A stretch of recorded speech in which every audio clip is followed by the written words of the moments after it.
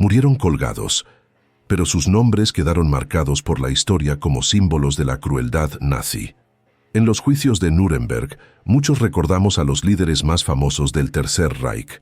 Pero detrás de Hitler y Göring existieron figuras igual de peligrosas, aunque hoy olvidadas. Este es el relato de Alfred Rosenberg, Wilhelm Frick y Fritz Sauckel, tres hombres que diseñaron políticas de exterminio y esclavitud, y que pagaron el precio de sus crímenes con una muerte fría y directa.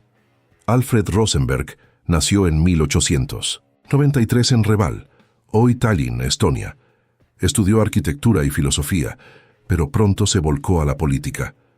Con el ascenso del nazismo, se convirtió en el ideólogo del régimen, responsable de justificar la persecución racial y la eliminación de quienes el partido consideraba inferiores. Fue quien estructuró la propaganda antisemita más influyente y contribuyó a definir la política cultural y religiosa nazi. Wilhelm Frick, por su parte, nació en 1885 en Alsfeld, Alemania.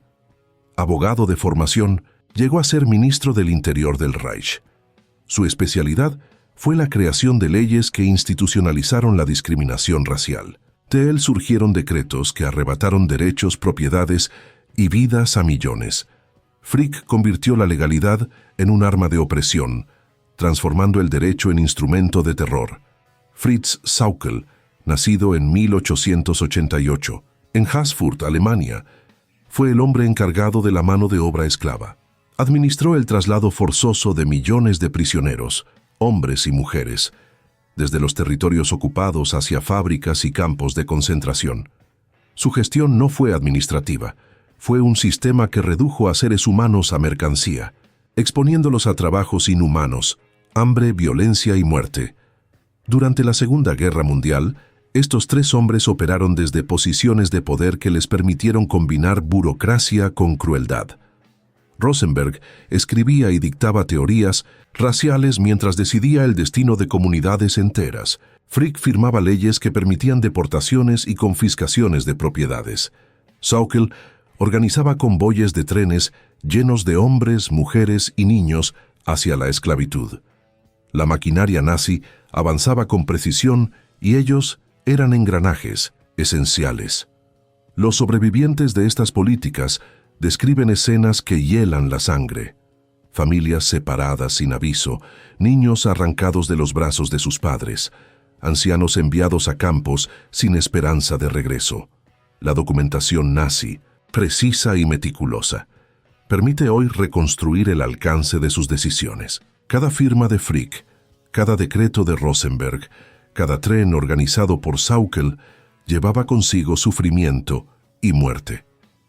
Con la caída del Reich en 1945, los aliados iniciaron una de las investigaciones más exhaustivas de la historia. La captura de Rosenberg, Frick y Sauckel fue rápida, pero no sin resistencia. Estos hombres, conscientes del final, intentaron escapar, escondiéndose entre documentos y identidades falsas. Sin embargo, sus nombres y rostros ya eran conocidos. La justicia aliada no permitió que quedaran impunes. El juicio comenzó en noviembre de 1945 en Nuremberg. Frente a un tribunal internacional, Rosenberg, Frick y Sauckel se sentaron uno a uno, enfrentando la evidencia de crímenes que afectaban a millones. Documentos, fotografías, testimonios, todo apuntaba a su responsabilidad directa en la brutalidad del régimen. Rosenberg intentó defenderse alegando que sus ideas eran teóricas, que no había ejecutado personalmente las órdenes. Pero los inocentes fiscales demostraron que sus teorías raciales sirvieron de base para políticas de exterminio. Frick, con su rostro solemne, sostuvo que solo aplicaba leyes, pero la magnitud de sus decretos y su conocimiento de las consecuencias lo delataron. Sauckel afirmó que solo organizaba transporte de trabajadores, ignorando el sufrimiento. Sin embargo, testigos confirmaron que él supervisaba la selección y el destino de millones de personas. El tribunal no dudó. Los tres fueron declarados culpables de crímenes contra la humanidad y crímenes de guerra. La sentencia, pena de muerte por ahorcamiento, como un reflejo de la magnitud de sus actos y la necesidad de justicia ejemplar. Los días previos a la ejecución estuvieron marcados por la tensión. Rosenberg, Frick y Sauckel fueron recluidos en celdas separadas vigilados día y noche. No mostraron remordimiento evidente. Rosenberg continuaba leyendo libros sobre filosofía y política. Frick escribía cartas que nunca serían enviadas. Sauckel conversaba con los guardias sobre asuntos triviales, como si el fin no se acercara. El 13 de octubre de 1946 fue el día señalado. La prisión de Nuremberg se preparó para la ejecución. El verdugo, un especialista británico, ajustó las sogas y revisó la maquinaria para asegurar que el proceso fuera rápido y seguro. No hubo público más allá de testigos autorizados. La solemnidad y la eficiencia eran la prioridad. Rosenberg fue el primero. Caminó hacia el patíbulo con una calma inquietante. Su mirada era firme, como si la muerte fuera una conferencia más donde debía presentar argumentos finales. No habló, no suplicó. El mecanismo se accionó, y en segundos, la vida que había inspirado odio y sufrimiento desapareció. Frick siguió, poco después. A diferencia de Rosenberg, mostró una leve señal de nerviosismo. Su cuerpo temblaba al caminar, pero mantuvo la dignidad. El silencio en la sala era absoluto. Cuando la cuerda hizo su trabajo, la sala quedó impregnada de la conciencia del castigo justo, del fin inevitable. Finalmente, Sauckel enfrentó su destino.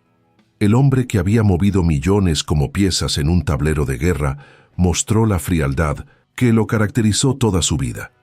Caminó hacia el final con paso firme, y al ser ejecutado, nadie pudo dudar de que la justicia había alcanzado a los 3 engranajes del horror nazi. En este punto, si estás siguiendo la historia, suscríbete al canal para conocer más relatos sobre figuras olvidadas pero fundamentales del Tercer Reich. La ejecución de estos 3 hombres fue rápida, pero su legado quedó grabado en la memoria del mundo. Rosenberg, el ideólogo; Frick, el legislador; Sauckel, el organizador de la esclavitud. Cada uno representó un aspecto esencial de la maquinaria, de exterminio y opresión. Lo que diferencia a estos hombres de otros condenados es la sistematicidad de su maldad. No actuaban por impulso, creaban estructuras que institucionalizaban el horror. Sus crímenes no fueron anecdóticos, sino colectivos. Cada firma, cada orden, cada plan tenía consecuencias directas e irreversibles. Los historiadores destacan que aunque sus nombres no sean tan recordados como los de Hitler o Himmler, su responsabilidad fue igual de crucial. Sin Rosenberg, la propaganda y la ideología no habrían convencido a millones de alemanes. Sin Frick, las leyes no habrían legitimado la persecución. Sin Sauckel, la economía de guerra nazi no habría funcionado con tanta eficiencia y crueldad. Los archivos del tribunal muestran declaraciones escalofriantes. Mujeres, hombres y niños deportados, separados de sus familias, enfrentaron trabajos forzados, hambre y violencia constante. Algunos sobrevivientes contaron que veían a Sauckel supervisar las selecciones de los deportados, mientras Frick firmaba decretos que justificaban las confiscaciones y Rosenberg dictaba teorías que los deshumanizaban. Su captura y juicio fueron un proceso ejemplar de la justicia aliada. No solo se trataba de castigar, sino de documentar la magnitud de los crímenes y dejar un registro histórico. Los jueces, conscientes de la importancia de establecer precedentes, trataron de equilibrar el rigor legal con la severidad moral. Al final, la ejecución de Rosenberg, Frick y Sauckel simbolizó más que la muerte de 3 hombres. Representó la caída de un sistema que había transformado leyes, ideas y logística en instrumentos de exterminio masivo. Fue un acto de justicia histórica que cerró un capítulo doloroso pero necesario de la humanidad. Sus cuerpos fueron retirados y cremados siguiendo los protocolos de Nuremberg, evitando cualquier posibilidad de que se convirtieran en símbolos de admiración o fanatismo. La historia, entonces, retuvo solo los actos, las decisiones y el dolor causado, no la glorificación de sus vidas. La memoria de Rosenberg, Frick y Sauckel sirve como advertencia. La obediencia ciega a ideologías destructivas, combinada con la capacidad de planificar sistemáticamente el sufrimiento, genera monstruos que necesitan ser confrontados y detenidos. Cada vez que se estudia su legado, los historiadores insisten en el principio de responsabilidad individual. Aunque actuaban dentro de un sistema, sus decisiones fueron conscientes y deliberadas. Nadie los obligó a escribir leyes que arrebataron derechos ni a organizar deportaciones masivas. Su rol en la maquinaria nazi fue activo y voluntario. El juicio de Nuremberg estableció un precedente fundamental. Los crímenes contra la humanidad no prescriben y la justicia puede alcanzarlos, aunque se intente ocultar o justificar. Cada sentencia, cada ejecución, fue un recordatorio de que la impunidad no tiene cabida cuando el mundo conoce la verdad. Hoy, los nombres de Rosenberg, Frick y Sauckel aparecen en los libros de historia, no como protagonistas heroicos, sino como advertencias permanentes del peligro de ideologías extremas y del abuso de poder. Sus historias invitan a la reflexión sobre la ética, la moral y la responsabilidad de cada individuo dentro de cualquier sistema social o político. Recordar a estos hombres olvidados es crucial, no solo para mantener viva la memoria de las víctimas, sino para entender cómo la combinación de ideas, leyes y logística puede producir una tragedia de escala masiva. El Holocausto no fue solo un resultado de la guerra, fue también producto de la planificación meticulosa y la obediencia sin conciencia de figuras como Rosenberg, Frick y Sauckel. La brutalidad de sus decisiones, la eficiencia de su maldad y el impacto de sus acciones deben servir de lección. La historia muestra que el poder puede ser utilizado para destruir vidas a gran escala, y que aquellos que lo manejan sin ética inevitablemente enfrentarán consecuencias. La muerte de estos tres hombres fue rápida, directa y legalmente fundamentada, pero su recuerdo persiste como advertencia. No es una historia de morbo, es una historia de memoria, responsabilidad y justicia. ¿Y tú, crees que su final reflejó adecuadamente la magnitud de sus crímenes? Te leo en los comentarios. Suscríbete, dale like y comparte este video para que más personas conozcan estas historias que no deben repetirse.